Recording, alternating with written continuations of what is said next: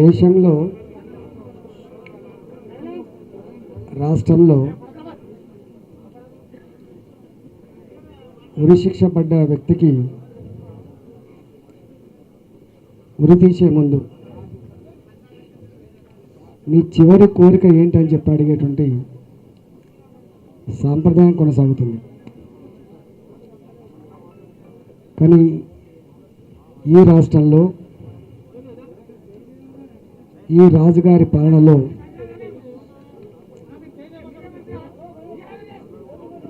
ఒక మంత్రి మీద ఒక అనామకుడు ఉత్తరం రాస్తే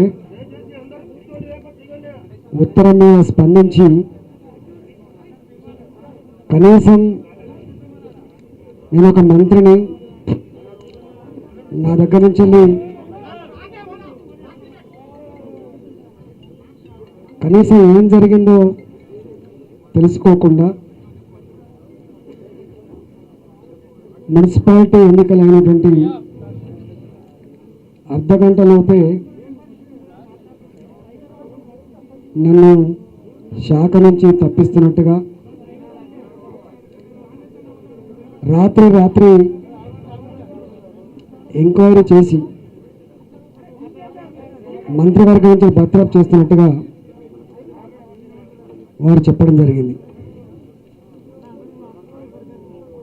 ఇవాళ మంత్రిగా బర్తరఫ్ చేయడమే కాకుండా వారు ఆదేశాలు ఇచ్చిండ్రు వారి కింది సైన్యాధిపతులకు, సైన్యానికి, హరీష్ రావు గారికి, వినోద్ రావు గారికి, లక్ష్మణ్ రావు గారికి, జీవి రామకృష్ణరావు గారికి, సునీల్ రావు గారికి, రవీంద్రరావు గారికి, ధర్మారెడ్డి గారికి 20 సంవత్సరాల చరిత్రలో హుజురాబాద్ నియోజకవర్గంలో ఒక్కనాడు కన్నెత్తి ఎవరు చూడలే. ఎన్నిసార్లు సర్పంచ్ ఎన్నికలు జరిగినా, ఎంపీటీసీ ఎన్నికలు జరిగినా, జెడ్పీటీసీ ఎన్నికలు జరిగినా ఉన్నదో లేదో మేమే చదువుకొని 80% పైబడి సర్పంచ్లని, ఎంపీటీసీలని, 100% జెడ్పీటీసీలని, 100% ఎంపీపీలను గెలుచుకున్నటువంటి చరిత్ర కలిగిన హుజురాబాద్ నియోజకవర్గంలో ప్రజల గుండెల్లో, నాయకుల గుండెల్లో నేనింత స్థానాన్ని సంపాదించుకొని నా హృదయంలో కూడా జిల్లా పరిషత్ స్థాయి నుంచి మొదలుపెట్టి ఉప సర్పంచ్ వరకు, వార్డు మెంబర్ వరకు కూడా స్థానాన్ని సంపాదించుకొని ఒకరికి ఒకరు ప్రజలతో మేము మమేకమడమే కాకుండా నాయకులందరం కూడా హోదాలు పక్కకు పెట్టి కార్యకర్తలతో అందరితో కూడా కుటుంబ సభ్యుల్లా కలిసిమెలిసి నివసించినటువంటి జీవించిన నియోజకవర్గం హుజురాబాద్ నియోజకవర్గం. అలాంటి హుజురాబాద్ నియోజకవర్గంలో నేను చెప్పిన వీళ్ళందరికీ కూడా బాధ్యత ఇచ్చిండ్రు. ఈటల రాజేంద్ర నీళ్లు లేని కడ బొండుకోయి పానవల్లగానే బొందబెట్టు. ఈటల రాజేంద్ర నీళ్ళు లేని కడ బొండుకోయి ప్రాణవల్లగానే బొందబెట్టాలని చెప్పి వీళ్ళకు ఆదేశాలు ఇస్తే మరి ఎన్నెన్ని డబ్బుల ఆశ చూపుతున్నారో, ఎన్నెన్ని రకాల మీ ఊళ్ళకు డబ్బులు రావని, మీకు బిల్లులు రావని, మీకు పనులు కావని అనేక బెదిరింపులకి, అనేక ప్రలోభాలకి గురి చేసినప్పుడు తట్టుకొని నిలబడ్డారు. మా వాళ్ళు తట్టుకొని నిలబడ్డారు. కానీ రిపీటెడ్గా అదే పనిగా ఈ దాడి జరగడంతో కొంతమంది వాళ్ళకు లొంగిపోవచ్చు కాక, కానీ హుజురాబాద్ నియోజకవర్గ ప్రజలు మాత్రం ఈ జెండాని పెంచింది ఈటల రాజేందర్ బాబు, ఈ పార్టీని పెంచింది ఈటల రాజేందర్ గారు. మాకెవరైనా తెలిస్తే గెలిస్తే రాజేంద్రనే తప్ప మనకొకరు కాదని. బిడ్డ, ఏం జరుగుతుందో చూస్తున్నాం మేము. మీతో ఇన్ని సంవత్సరాలు లబ్ధి పొందిన వాళ్ళు, మీ కార్లలో తిరిగిన వాళ్ళు, మీతో కలిసిమెలిసి ఉన్నవాళ్ళు, మీతో తిన్నవాళ్ళు ఏం చేస్తున్నో చూస్తున్నాం బిడ్డ. మాకే కళ్ళల్లో దుఃఖం వస్తుంది. మేము భరించలేకపోతున్నాం బిడ్డ. ఏ ఇంటికి ఆ ఇల్లు, హుజరాబాద్ నియోజకవర్గంలో ఉన్న ఏ ఇంటికి ఆ ఇల్లు ఏదో కోల్పోయినట్టుగా, ఏదో పోగొట్టుకున్నట్టుగా మేము గడుపుతూ ఉన్నాం. నువ్వు ఎట్లా భరిస్తున్నావు బిడ్డ అని చెప్పి నాకు ధైర్యం చెప్తున్నారు. వాళ్ళు గొప్ప ఒక మాట అన్నారు, ఎట్టి పరిస్థితులలో కూడా నీ మీద జరుగుతున్న దాడి, నీ మీద పన్నుతున్న కుట్రలు, ఈ కుతంత్రాలను ఛేదిస్తాం బిడ్డ, ధర్మాన్ని న్యాయాన్ని నిలబెట్టుకుంటాం బిడ్డ, నిన్ను మాత్రం కడుపులో పెట్టుకొని కాపాడుకుంటామని చెప్పి ప్రజలు హామీ ఇచ్చిండ్రు.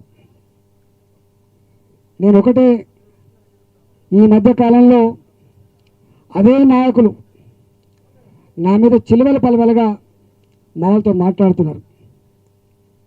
ఈటల రాజేంద్ర గారికి బంగారుపల్లెంలో పెట్టి ఎమ్మెల్యే సీట్ ఇచ్చినాం, బంగారుపల్లెంలో పెట్టి ఫ్లోర్ లీడర్ ఇచ్చినాం, బంగారుపల్లెంలో పెట్టి జిల్లా పార్టీ అధ్యక్ష పదవి ఇచ్చినాం, బంగారుపల్లెంలో పెట్టి ఫైనాన్స్ మంత్రి ఇచ్చినాం. ఇంకా ఏమి ఇవ్వాలి ఈయనకు అని చెప్పి నన్ను ప్రశ్నిస్తూ ఉన్నారు. నేను అడుగుతా ఉన్నా, నాకు పదవులు ఇవ్వలేదని చెప్పి ఎప్పుడు మాట్లాడలే. నేను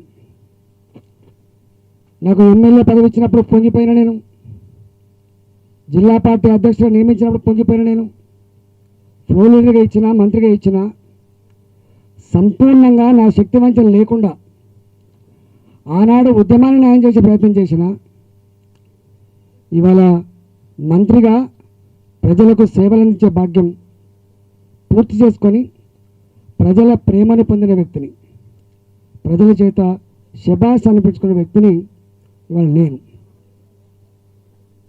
ఇవాళ నన్ను నిన్న టీవీలలో చూసిన, నిన్న మొన్న ఎమ్మెల్యే పదవిని కూడా ఎట్లా తొలగించాలని ఆలోచిస్తున్నట్టుగా వారు చెప్పిండ్రు. గంత ఇజ్జత్ తక్కువ బతుకు బిడ్డ, బతుకకు బిడ్డ. నువ్వు ఆనాడు తెలంగాణ ఉద్యమంలో రాజీనామా చేసినప్పుడు కూడా నేను కాపాడుకున్నాం బిడ్డ, రేపు కూడా కాపాడుకుంటాం. బతికి చెడద్దు బిడ్డ అని చెప్పి మా ప్రజలందరూ కూడా, హుజరాబాద్ ప్రజలందరూ కూడా ఆశీర్వాదం ఇచ్చినప్పుడు ఇవాళ 19 సంవత్సరాల ఆ పార్టీ అనుబంధానికి, ఆ పార్టీ సభ్యత్వానికి ఇవాళ నేను రాజీనామా చేస్తున్నా.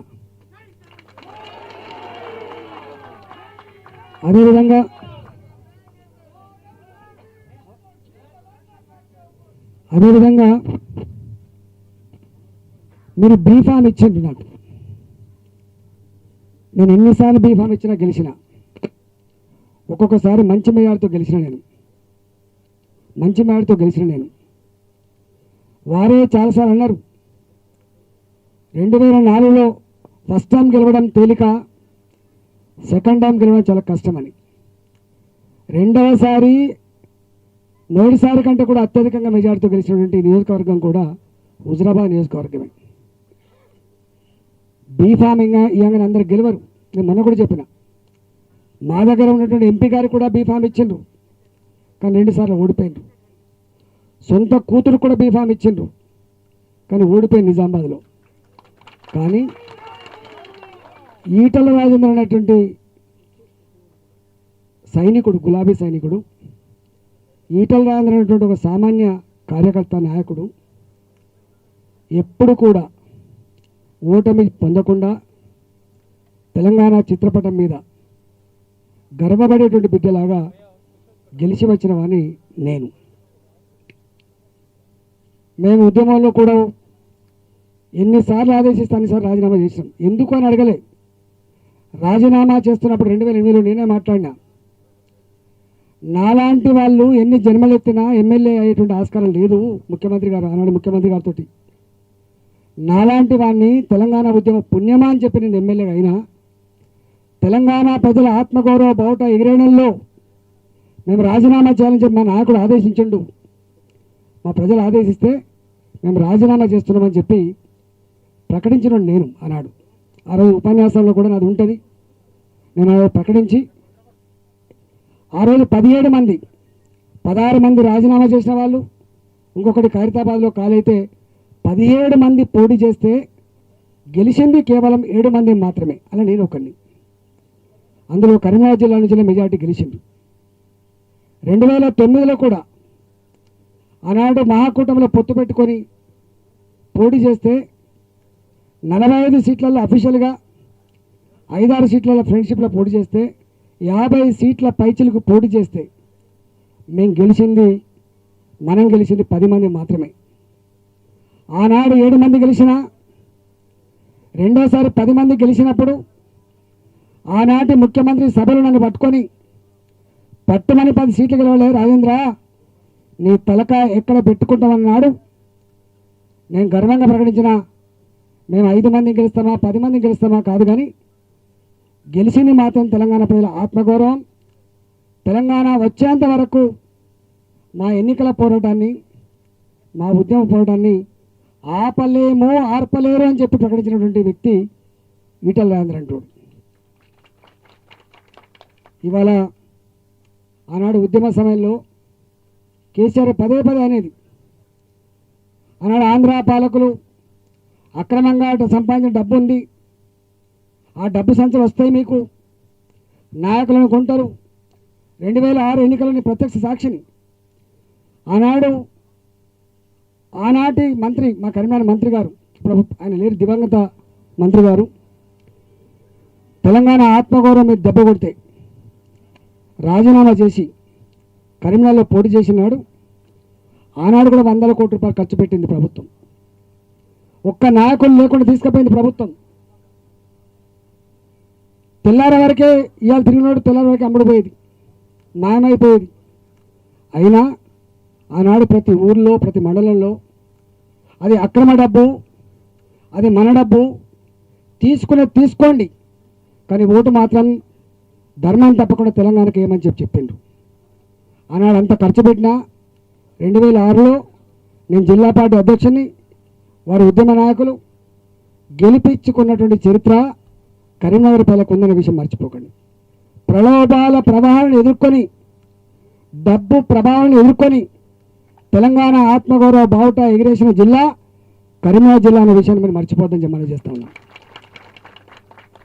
కానీ ఇవాళ మాత్రం మనం చూస్తూ ఉన్నాం. అది నేను చెప్పాల్సి అక్కర్లేదు. మా నియోజకవర్గంలో ఏం జరుగుతుందో నాకు తెలుసు. మన నల్లగొండ ఎమ్మెల్సీ ఎన్నికలు ఏం జరిగిందో తెలుసు. ఇవాళ హైదరాబాద్ ఎమ్మెల్సీ ఎన్నికల్లో ఏం జరిగిందో మీకు తెలుసు.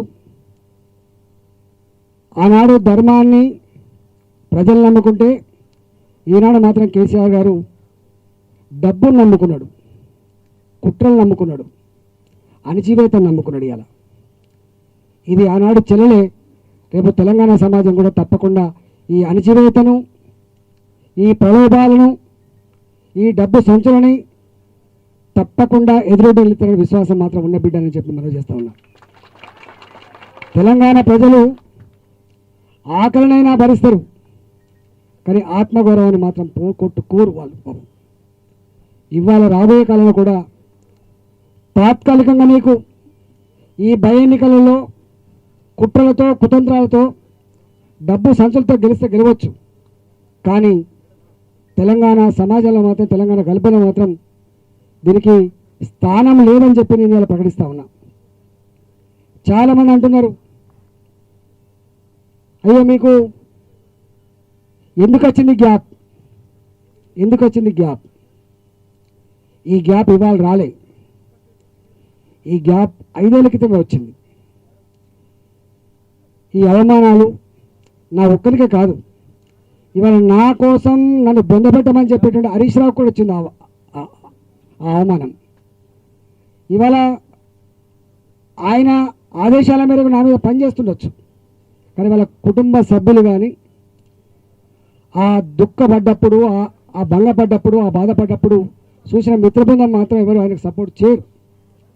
నేను అడుగుతా ఉన్నా, ఒక మంత్రిని నేను, మా జిల్లాలో ఒక సమస్య వచ్చింది. 9 మంది ఎమ్మెల్యేలను కలిసి సార్ దగ్గర పోదాంపా, ముఖ్యమంత్రి దగ్గర పోతాంపా అని చెప్పి ఆనాడు మేము 2 కార్లలో బయలుదేరితే అప్పటి వరకు మాకు తెలియదు అపాయింట్మెంట్ ఏందో, అప్పటి వరకు తెలియదు మాకు. మేము అన్ననే అనుకుంటుంటే, ముఖ్యమంత్రి గారైనా ఉద్యమ నాయకుడైనా మా అన్ననే అనుకుంటుంటే, మేము అంత ఇంటిమెసీతోటి, అంత ప్రేమతో, అంత అనుబంధంతో ఇది కరీంనగర్ జిల్లా కదా అని చెప్పి మేము పోయినాం. పోతే గేటు కాడనే ఆపేసింది మమ్మల్ని. మేము పోలీసులను అడిగినాం, అరే నేను మంత్రిని కదనా, నాతో 9 మంది ఎమ్మెల్యేలు ఉన్నారు, కుప్పల ఈశ్వర్ గారు ఉన్నారు, ఇలాంటి మంత్రి గారు ఉన్నారు, మరి ఇజ్జలు పోతుంది, ప్రెషర్ చూస్తే మా పరువు పెట్టట్టు ఉందని చెప్పి అడిగి ఏమి రిక్వెస్ట్ చేసామంటే, ఫస్ట్ లాస్ట్కు సార్ కలవకపోతే మా కానీ లోపలికి పోయి తిప్పుకొని వస్తాం, మేము మా ఇజ్జత్ బసాయించుకుంటామని చెప్పినాం. కానీ పోనివ్వలే మమ్మల్ని. రెండోసారి అపాయింట్మెంట్ తీసుకొని పోయినాం.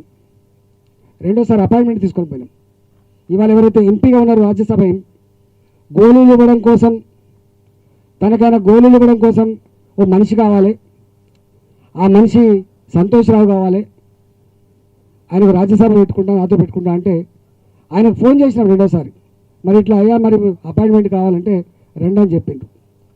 రెండవసారి కూడా గేట్లకు వెళ్ళి బయటికి పంపించిండ్రు.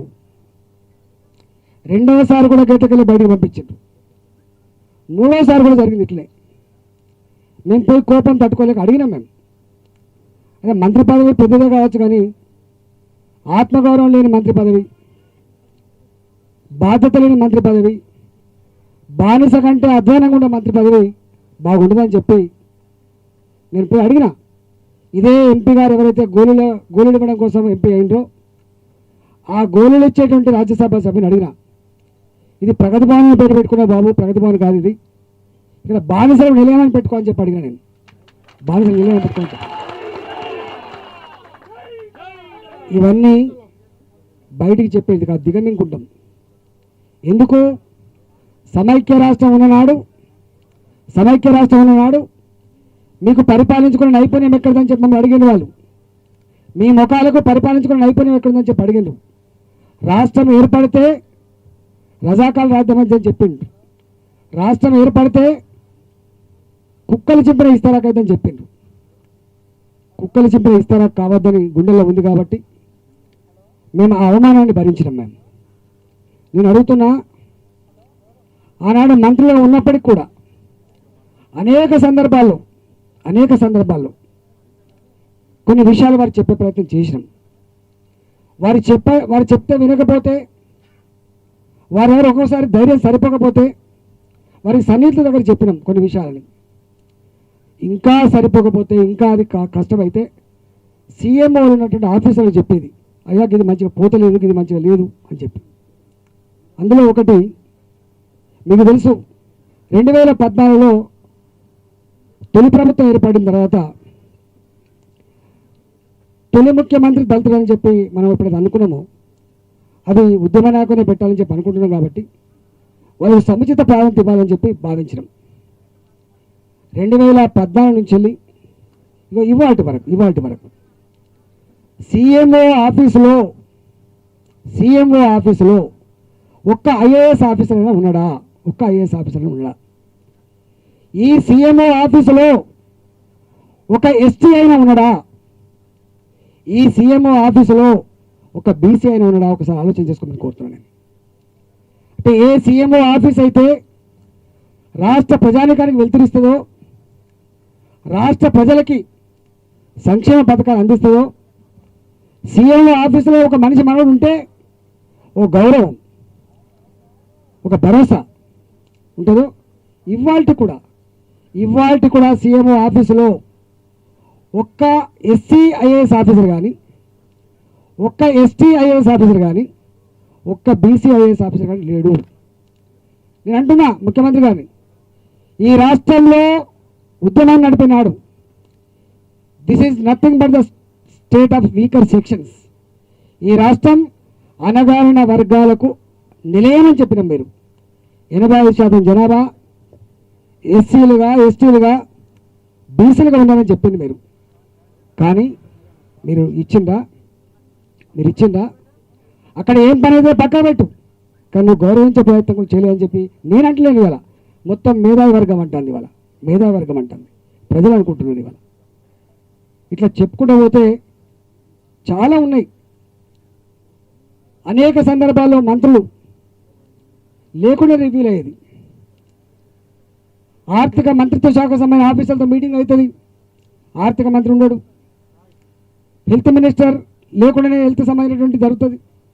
నేను ఒక్కనాడు కాదు, చివరికి ఎక్కడి దాకా వచ్చిందంటే ఆ మంత్రి గారు ఆ డిపార్ట్మెంట్కి ఎవరైనా ఉద్యోగులు వచ్చి ఉద్యోగ సంఘాలు వచ్చి నాకు ఈ సమస్య ఉందని చెప్పుకుంటే అది పేపర్లో కనుక వస్తే ఎందుకు కలుస్తున్నారని చెప్పి కూడా అడిగే పరిస్థితి వచ్చింది. నేను ఒకసారి ఆర్థిక మంత్రిని, తెలంగాణ ఉద్యమానికి ఊపిరి టీఎన్జిఓలు, తెలంగాణ ఉద్యమానికి ఊపిరి టీఎన్జిఓలు. ఆ టీఎన్జిఓలు 4 నెలల నుంచే కట్టలేదు ముఖ్యమంత్రి గారు, మేము మాకు పలచబడిపోతున్నాం, మేము మా ఉద్యోగులు నిలదీస్తానని చెప్పి అడిగితే ఏం కావాలంటే ఒక్క దరఖాస్తు నీకు ఇచ్చి ఫోటో దిగిపోతామని చెప్పింది. ఒక దరఖాస్తు ఇచ్చి ఫోటో దిగిపోతే అది పేపర్లు వచ్చింది. ఇస్తాడా ఆయన దరఖాస్తు తీసుకోండి అని చెప్పి హేళన చేసిండు. అంతేకాదు, మేము నమ్ముకున్నది అన్నాడు ఇదేమి ఉద్యమాన్ని నమ్ముకున్నాం. మేము ఇందిరా పార్క్ దగ్గర ఎన్ని టెంట్లు వేసి ఉద్యమాలు చేస్తే అన్ని టెంట్ల కింద మాట్లాడింది నేను. చెంటలు కక్కుకుంటా ఆకలి అయినప్పటికి కూడా 3 గంటల దాకా 4 గంటల దాకా 30 టెంట్ల కింద 40 టెంట్ల కింద మేము మాట్లాడినాం. తెలంగాణ ఉద్యమాన్ని ఆకాశాన్నంతా ఎత్తెత్తాలని, సమైక్య రాష్ట్ర పాలకుల మెడలు వంచాలని ఆనాడు అనేక సంఘాలు పెట్టించినాం. ఆంధ్ర సంఘాలను విడగొట్టి అనేక సంఘాలు పెట్టించినాం. అలా తెలంగాణ బొగ్గుగని కార్మిక సంఘం, ఆర్టీసీ కార్మిక సంఘం, ఎలక్ట్రిసిటీ ఎంప్లాయీస్ సంఘం, ఇట్లాంటి అనేక సంఘాలు పెట్టించినాం.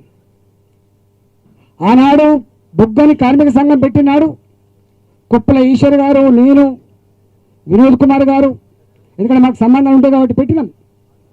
కానీ వాళ్ళ ఆ బొగ్గుగని కార్మిక సంఘం, బొగ్గుగని కార్మికులతో సంబంధం ఉన్నటువంటి నాయకులు అక్కడ లీడర్ లేరు. ఇవాళ ఆ బొగ్గుగని కార్మిక సంఘాన్ని ఇవాళ నడుపుతున్న వ్యక్తి వారి కూతురు కల్వకుంట్ల కవితగా నడుపుతారు. ఇవాళ వారికి బొగ్గని కార్మికులతో సంబంధాలు ఉంటాయా? కనీసం అక్కడ నల్లాల ఓదల గారు ఉన్నారు, మాజీ ఎమ్మెల్యే గారు, అక్కడ మంత్రి ఉన్నారు కొప్పుల ఈశ్వర్ గారు, లేదా ఇంకొక బొగ్గని కార్మికుల దగ్గర సంబంధాలు పెట్టుకోవాలి, కానీ లేరు. ఆనాడు ఆర్టీసీని కూడా హరీష్ రావు గారు మేము దాన్ని పెట్టించినాం. తెలంగాణ రానంత వరకు బస్సుపై తిరగదని మన నినాదం. తెలంగాణ ఎప్పటిదాకా అయితే రాదో అప్పటిదాకా బస్సుపై తిరగదని చెప్పి మన నినాదం. కానీ అలాంటి కార్మిక సంఘానికి ఇవాళ లీడర్ తెలుసా, కవిత గారిని పెట్టుకోవాలని చెప్పి ఒత్తిడి చేస్తారు. ఆనాడు ఆ సంఘాన్ని పుట్టించిన అశ్వత్థామరెడ్డిని మాత్రం నువ్వు రాజీనామా చేయకుండా ఈ సంఘం ఉండదని చెప్పి రాజీనామా చేయించిన. మొన్న ఎలక్ట్రిసిటీ సంఘం పెద్ద మీటింగ్ పెట్టిన ఎగ్జిబిషన్ గ్రౌండ్లో ఒక 20-25 వేల మందితోటి పెద్ద మీటింగ్ పెట్టిన కేసీఆర్ గారిని పిలిచిండ్రు. అలాంటి ఎలక్ట్రిసిటీ సంఘం పుట్టించింది కొప్పుల ఈశ్వర్ గారు. కానీ దానికి నడుపుతున్నది, నడపాలని చూస్తున్నది మాత్రం కవిత గారు.